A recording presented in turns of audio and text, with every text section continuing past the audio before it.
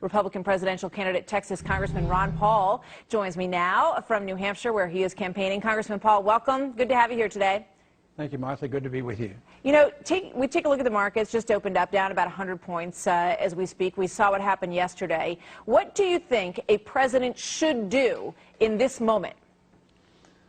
Well, at this moment, you can't do things in one moment, but a plan or a program has to be to redirect the economy. We have to get rid of the conditions that created our monster of this recession that is ongoing.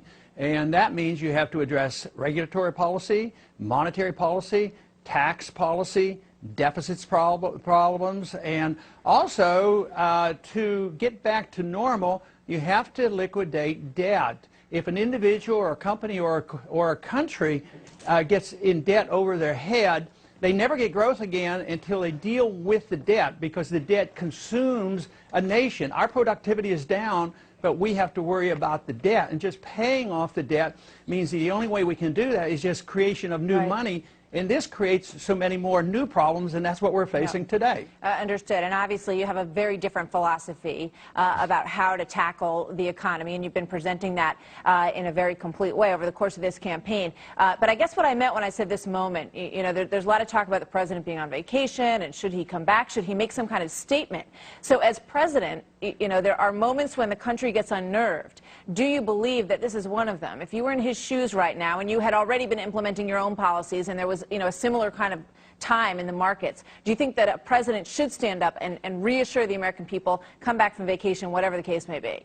Well, the most important thing is the president tell them the truth. If we're in trouble and we have to change policies radically, like I've just mentioned what we should do, you have to come clean. You have to tell them that this is a debt problem, when this is what we have to do. We have to change foreign policy, monetary policy, and all these things. So telling the truth is the first step. If people know you're telling the truth and that you're going to reform it and have new policy, this is the only way you can start to reassure people and get their confidence back. But if you keep fibbing around and saying, oh, all we need to do is have another QE2 and QE3, and all we have to do is print more money and bail out and have another stimulus program, people don't believe that anymore. So I would say somebody standing up in a leadership position, telling the American people the truth, would be the best thing to get things turned around. All right, let's take, you're in New Hampshire right now campaigning. Let's take a look at how this poll shows things stacking up in New Hampshire. And you've had a very focused approach this time around, slightly different than last time, focusing on Iowa, New Hampshire, Nevada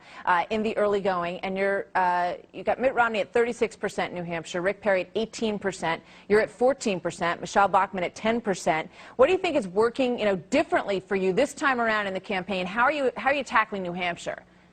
Well, because the more people are listening to the message that I've been delivering for many, many years and warning people about, and there's a dramatic change in our economy, and there's a dramatic change in the attitude of the American people. They're much more frightened, and they know that the same old answers aren't worth very much, and that's why they're listening to me on foreign policy, a good place to start with cutting massively the spending, and also looking at the monetary system. Those messages now are resonating with the American people, and that's why our campaign is growing. It's easier to raise money, more people are turning out, but it's, in a way, the events are driving this. They realize, even the people on the receiving end of the welfare system, whether it's the military-industrial complex or the poor, they know that we're broke. They know there's no money in the bank, and everybody's concerned. So they're very interested in another approach. And when I give an approach dealing with freedom and individual liberty and the Constitution and sound money, all of a sudden say, boy, that sounds good, and they're coming in droves to our campaign. All right, they're coming in droves. They've also been coming in droves over the past few days to Rick Perry's campaign.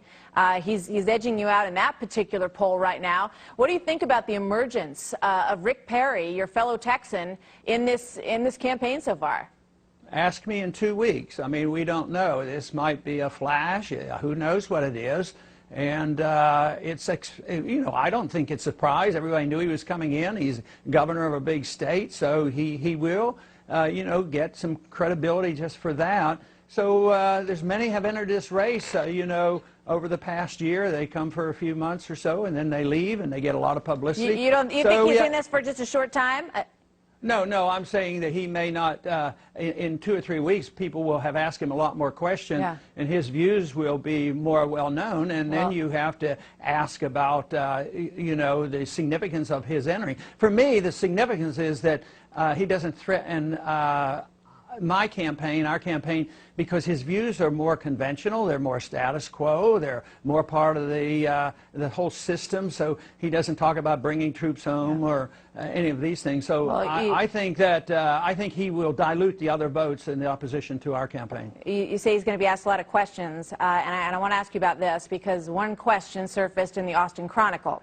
And that question was in the form of an ad that is said to be from a Ron Paul supporter. And the question is, have you ever had sex with Governor Rick Perry? And it goes on to say, are you a stripper, an escort, or just a young hottie impressed by an arrogant, entitled governor of Texas? What's your response? What's your campaign's response to this coming from one of your supporters?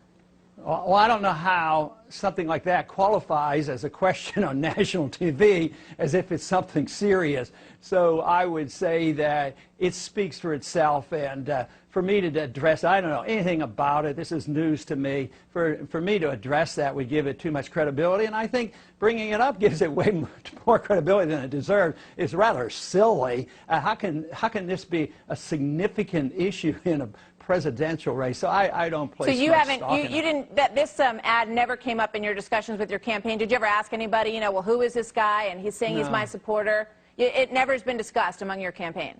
No, insignificant, silly things. We don't waste a whole lot of time on things like that. What do you make of the sort of back and forth between the Perry folks and the Bush folks in your home state of Texas? Well, I think that is interesting because their political views are pretty close. So I didn't know a whole lot about that. I don't get into the intrigue of personality. So I think it has political significance, but I don't know much about that. I didn't know that actually was going on. Well, so in terms of this ad, and I know you think it's no big deal, but before I let you go, would you encourage this person to stop saying that he's one of your supporters as he run, you know, in the framework of running this ad? Well, that would invite me to look at hundreds of thousands of people who say and do things and express themselves, that I have to monitor them and check out everything that's on the internet and decide.